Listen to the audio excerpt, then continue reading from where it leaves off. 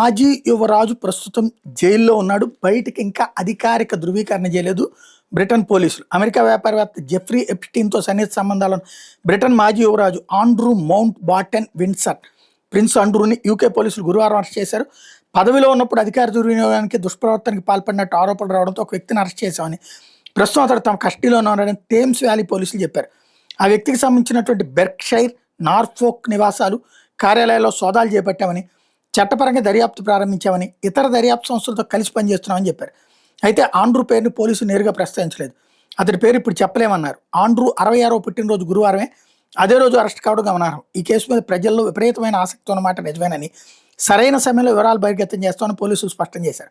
Andrew 10 ఏళ్ల క్రితం UK ప్రభుత్వ విభాగమైన డిపార్ట్మెంట్ ఆఫ్ బిజినెస్లో ట్రేడ్ రాయబారిగా పనిచేశారు. అప్పట్లో జెఫ్రీ ఎప్స్టీన్తో సన్నిహితంగా మెలిగారు.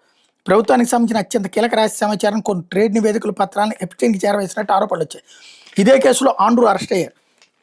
యూకే చట్టం ప్రకారం ఒక వ్యక్తిని అరెస్ట్ చేయాలంటే అతను నేరం చేసినట్టు ఖచ్చితమైన ఆధారాలు ఉండాలి. తప్పనిసరి అయితేనే అరెస్ట్ చేయాలి.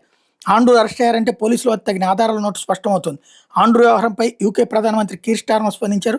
ఎవరూ చట్టానికి అతీతం కాదని తేల్చి చెప్పారు. వాస్తవంగా ఇతను బ్రిటన్కి సుదీర్ఘకాలం పరిపాలించిన ఎలిజబెత్ II రాణి ముద్దుల కొడుకుగా గుర్తింపు పొందిన ఆండ్రూ కటకటాల పాల్గొనడం సంచలనాత్మకంగా మారింది. రాజకుటుంబానికి ఆయన ఒక తలనొప్పిగా మారారు. ఆధునిక చరిత్రలో బ్రిటిష్ రాజకుటుంబంలో ఒక ప్రముఖుడు అరెస్ట్ కావడం ఇదే మొదటిసారి. ఆండ్రూ 1960లో పుట్టాడు. ఎలిజబెత్ II ఫిలిప్ దంపతులకి రెండో కొడుకు.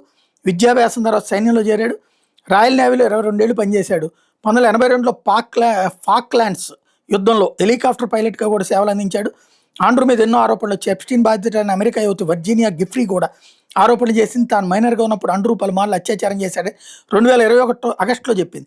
గిఫ్రీ తన ఏడాది ఆగస్టులో ఆత్మహత్య చేసుకుంది, గత ఏడాది ఆగస్టులో. అయితే తన మీద వచ్చిన ఆరోపణలు ఆండ్రూ పలుమార్లు ఖండించాడు. తాను ఎలాంటి తప్పు చేయలేదని వివరణ ఇచ్చాడు. అన్ని వైపుల నుంచి విమర్శలు చుట్టుముట్టడంతో చేసేది లేక తన రాజబిరుదులు డ్యూక్ ఆఫ్ యార్క్ హోదాను కూడా ఆండ్రూ వదులుకున్నాడు.